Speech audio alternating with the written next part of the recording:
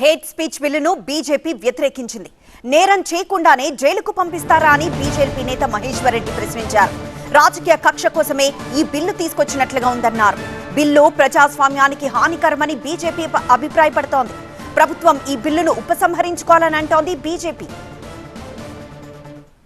బతుకున్న వారి మీదనే భరోసా లేనటువంటి ఈ సమాజంలో చనిపోయిన వ్యక్తుల మీదనో నిజాం పాలకుల మీదనో ఇంకెవరి మీదనో రచినటువంటి రచయితల మీద మాట్లాడినా కూడా ఈరోజు మరి ఇలాంటి కేసులు పెట్టేటువంటి ప్రమాదం ఉన్నటువంటి ఈ సెక్షన్ ఈ బిల్లు మీద మేము వ్యతిరేకిస్తున్నాం అధ్యక్ష.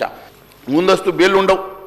రాజకీయ ప్రత్యర్థులను నియంత్రించడానికి మీరు తీసుకున్నటువంటి చట్టం ఇది రేపు మీరు ఎప్పుడూ అధికారం ఉండరు అధ్యక్ష.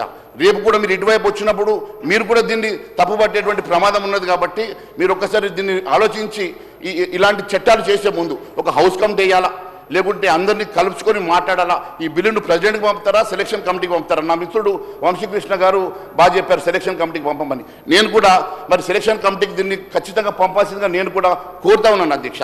ఎందుకంటే అధ్యక్ష సెక్షన్ 4 అనేది ప్రజాస్వామ్యానికి ఇది ఒక డెత్ వారెంట్ అధ్యక్ష. ఇది ప్రజాస్వామ్యాన్ని కూని చేసేటువంటి ఒక చట్టం అధ్యక్ష.